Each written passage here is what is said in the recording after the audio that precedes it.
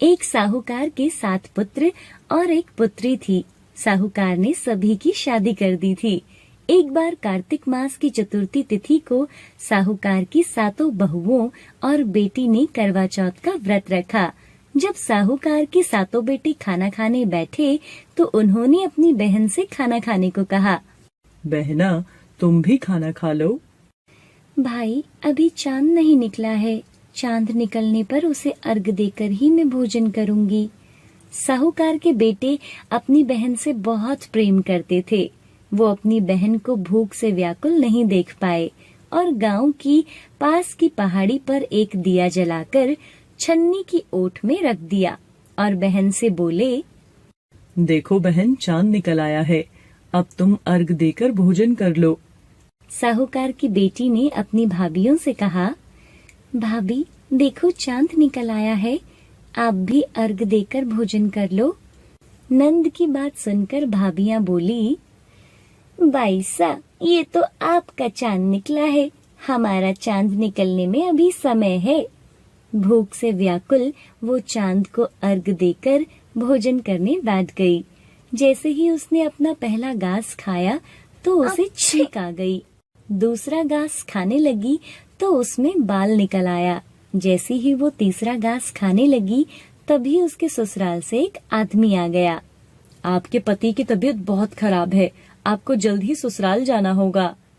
उसकी माँ ने जब अपनी बेटी को विदा करने के लिए पेटी में से कपड़े निकाले तो उसे काले कपड़े मिले। दूसरी बार कपड़े निकाले तो सफेद कपड़े निकले। तीसरी बार फिर पेटी में हाथ दिया तो फिर काले कपड़े निकले। माँ, तुम ये सब रहने दो, मैं जाती हूँ। बेटी, रास्ते में जो छोटा बड़ा मिले उसके पैर पड़ती जाना। जो भी पूर्ण सुहागन होने का आशीर्वाद दे वही अपने पल्ले में गांठ बांध लेना। ठीक है माँ, मैं अब चलती हूँ। और वो अपने ससुराल चल देती है। रास्ते में उसे जो कोई मिला वो सबके पांव छूती गई। सबने कहा, सुखी रहो, पीहर का सुख देखो, खुश रहो। सबने यही आशीर्वाद दिया। ऐसे ही वो अपने ससुराल पहुँच गई। ससुराल के दरवाजे पर छोटी नंद खेल रही थी। जब उसके पांव छुए तो उसने आशीर्वाद दिया, सदा सौभाग्यवती रहो, पुत्रवती रहो, पूर्ण सुहागन हो। ये सुनते ही उसने अपने पल्ले से गांठ बांध ली और घर में अंदर गई तो उसने देखा कि उसका पति मरा हुआ अंदर लेटा है और उसको ले जाने की तैयारी हो रही है। तो वो बहुत रोई, चिल्लाई और जैसे ही वो सब उसे ले जाने लगे, मैंने नहीं ले जाने दूंगी। जब फिर भी कोई ना माना, मैं साथ में ही जाऊंगी, मुझे साथ में ले चलो। जब वो नहीं मानी तो सब बोले कि ले चलो साथ में। वो साथ साथ शमशान में चली गई। जब उसके पति के अंतिम संस्कार का समय आया, मैं इन्हें नहीं जलने दूंगी। पहले तो पति को खा गई, अब उसकी मिट्टी भी खराब करना चाहती है। लेकिन वो नहीं मानी। अपने पति को लेकर वो वहीं बैठ गई। गांव के और परिवार के लोगों ने निर्णय लिया कि उसे वहीं रहने दो। इसके लिए वहां पर एक झोपड़ी भी बनवा दी। तो वो वहां अपने पति को लेकर रहने लगी और अपने पति की साफ सफाई करती और उसके पास बैठी रहती। उसकी छोटी नंद उसको दिन में 2 बार आकर खाना दे जाती थी। वह हर चौथ का व्रत करती और चांद को अर्घ देती और ज्योत देखती। और जब चौथ माता ये कहती हुई आती, करवोले करवोले, भाइयों की प्यारी करवोले, घड़ी बुखारी करवोले, तो वह चौथ माता से अपने पति के प्राण मांगती। हमसे बड़ी चौथ माता आएगी तो उससे अपने पति के प्राण मांगना। और ऐसे एक एक करके सभी चौथें आई और सब यही कहती चली गई। अश्विन की चौथ माता बोली, तुझसे कार्तिक की चौथ माता नाराज है, वही तेरा सुहाग लौटाएगी। जब कार्तिक की सबसे बड़ी चौथ करवा चौथ आई तो उसने अपनी नंद से 16 श्रृंगार का और सुहाग का सामान मंगवाया और करवे मंगवाए। पागल हो गई है, जो मांगती है दे आओ। साहूकार की बेटी ने करवा चौथ का व्रत रखा। चांद निकलने पर अर्घ दिया, चौथ माता की ज्योत करी। जब चौथ माता प्रकट हुई करवोले भाइयों की प्यारी करवोले, दिन में चांद उगाने वाली करवोले, घड़ी बुखारी करवोले। तब उसने उनके पैर पकड़ लिए। माता, मेरे सुहाग को वापस करो। तू तो बहुत भूखी है, साथ भाइयों की बहन है, तुझे सुहाग से क्या काम? नहीं माता, मैं आपके पैर तब तक नहीं छोड़ूंगी जब तक आप मेरा सुहाग वापस नहीं करती। चौथ माता ने सुहाग का सारा सामान मांगा तो उसने एक एक कर 16 श्रृंगार का सामान चौथ माता को दे दिया। चौथ माता ने अपनी आंखों से काजल निकाला, नाखूनों से मेहंदी निकाली, मांग से सिंदूर निकाला और चुटकी उंगली का छींटा दिया। उसका पति जीवित हो गया और चौथ माता जाते जाते उसकी झोपड़ी पर पैर मार गई, जिससे उसकी झोपड़ी महल बन गई। जब छोटी नंद खाना लेकर आई तो उसने देखा कि भाभी की तो झोपड़ी महल बन गई थी। वो अपनी नंद को देखते ही उसके पास दौड़ी दौड़ी आई और बोली, देखो बाईसा, आपका भाई वापस आ गया है। घर जाओ और सासू जी से कहो कि गाजे बाजे के साथ हमें लेने आए। छोटी नंद दौड़ी दौड़ी माँ के पास जाती है। माँ, भाई जिंदा हो गया है। उस भाभी के साथ तेरा भी दिमाग खराब हो गया है। नहीं माँ, मैंने देखा है, भाई जिंदा हो गए हैं। भाभी ने गाजे बाजे के साथ बुलाया है। सभी घर वाले गाजे बाजे के साथ अपने बेटे को लेने पहुँचते हैं। बेटे को जिंदा देखकर सास बहू के पैर छूने लगती है और बहू सास के पैर छूने लगती है। देखो माता जी, आपका बेटा वापस आ गया। मैंने तो साल पहले ही इसे भेज दिया था। वो तो तू ही थी जिसके भाग्य से ये वापस आया है। ही चौथ माता, जैसे पहले साहूकार की बेटी के साथ किया वैसा किसी के साथ मत करना, और बाद में जैसे उसे सुहाग दिया वैसे सबको देना और अपनी कृपा बनाए रखना। लो जी, पहुंच गए हम दिल्ली। बस अब यहाँ से ऑटो लेकर रूम में पहुंच जाएंगे। मीरा और सागर अपने कमरे पर पहुंचते हैं। दोनों की शादी कुछ महीने पहले हुई थी।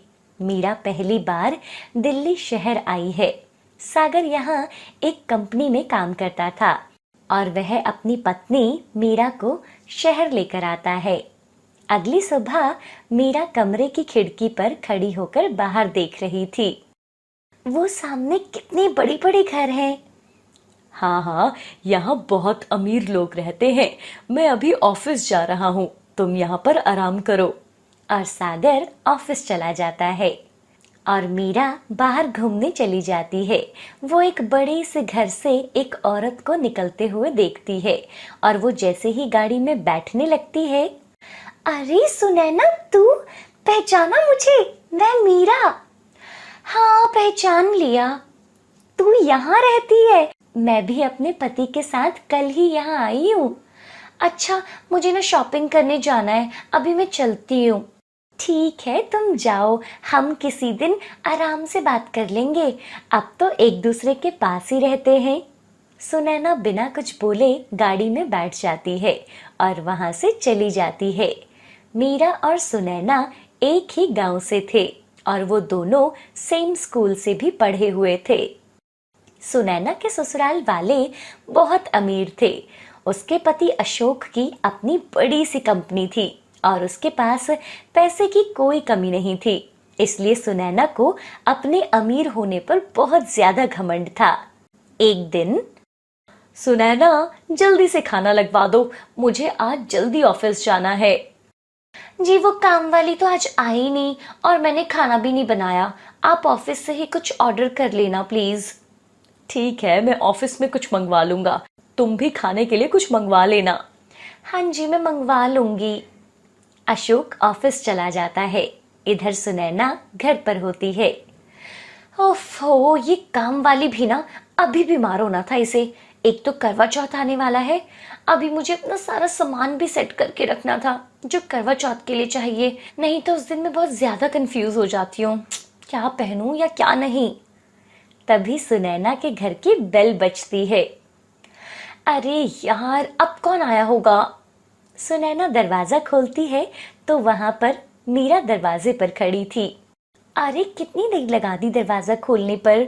मैं घर पे अकेली थी और ये भी ऑफिस चले गए थे, तो मैंने सोचा तेरे पास आ जाती हूँ, कुछ बातें ही कर लेंगे।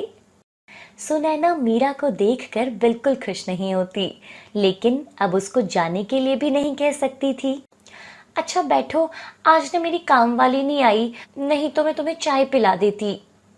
अरे तो क्या हुआ, हम खुद भी तो बना सकते हैं। लगता है यहाँ आकर तू बहुत आलसी हो गई है, चल मैं बना देती हूँ। मीरा सुनैना के साथ किचन में जाती है और दोनों के लिए चाय बनाती है। और तेरा पति क्या करता है? वो एक कंपनी में काम करते हैं। और जीजा जी क्या करते हैं? हमारी तो खुद की कंपनी है। अरे वाह, फिर तो तेरे मजे हैं। मुझे तो यार यही टेंशन हो रही है कि अब 2 दिन घर का काम कैसे होगा। मुझे अभी मेहंदी भी लगवानी है, मैनिक्योर पेडिक्योर भी करवाना है। क्या तू 2 दिन के लिए मेरे घर पे काम कर देगी? अच्छा सुन, तो टेंशन मत ले, मैं तुझे पैसे दे दूंगी। अरे पागल है क्या, पैसे क्यों? मैं तो तेरी दोस्त हूँ, मैं अपने घर से ही तुम दोनों के लिए खाना बना कर ले आऊंगी। नहीं यार, हमारे घर में ना देसी घी से खाना बनता है, तो बस यहाँ आ जाना और सब कर लेना।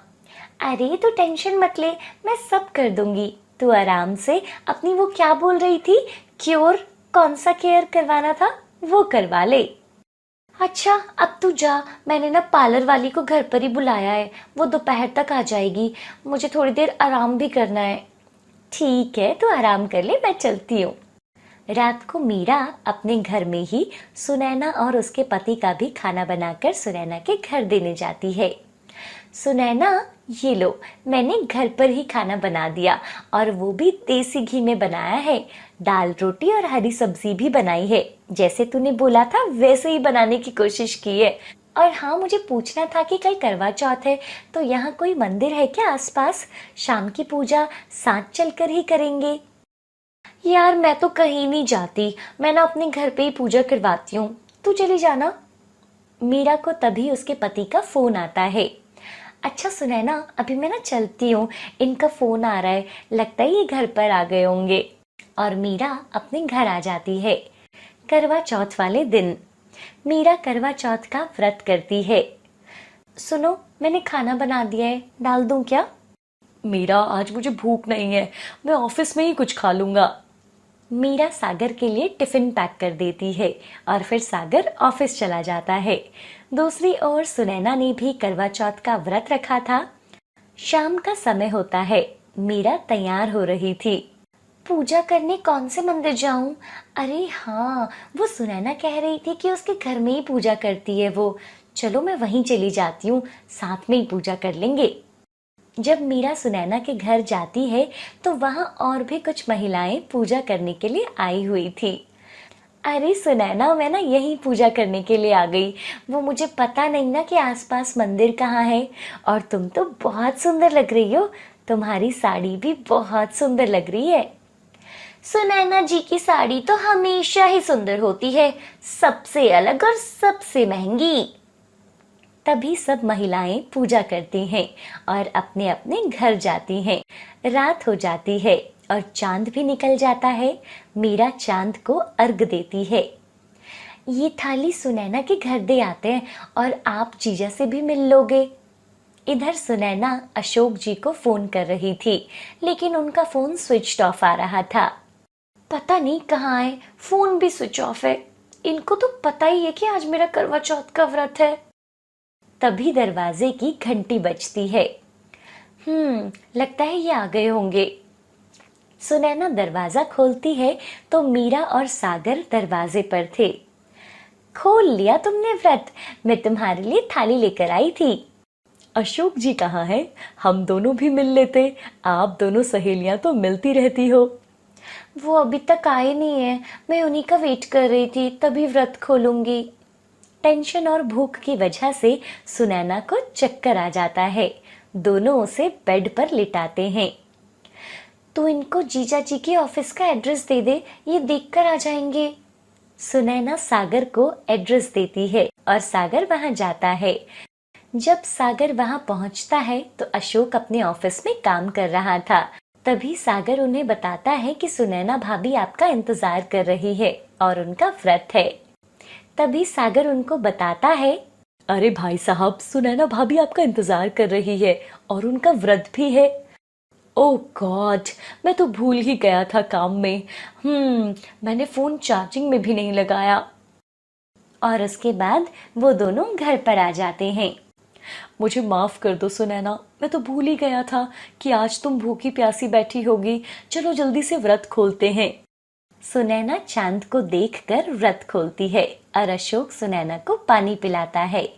अशोक और सुनैना मीरा और सागर का धन्यवाद करते हैं। थैंक यू मीरा, अगर तुम और सागर जी आज नहीं आते तो ये तो ऑफिस में ही बैठे रहते और मैं यहाँ पर बेहोश पड़ी रहती। हाय एवरीवन, आप सभी को करवा चौथ की ढेर सारी शुभकामनाएं। आप लोग करवा चौथ कैसे मनाते हैं हमें कमेंट करके जरूर बताइए। और हाँ, अगर आप हमारे चैनल पर नए हैं तो हमारे चैनल को सब्सक्राइब करना ना भूलें। Bye bye.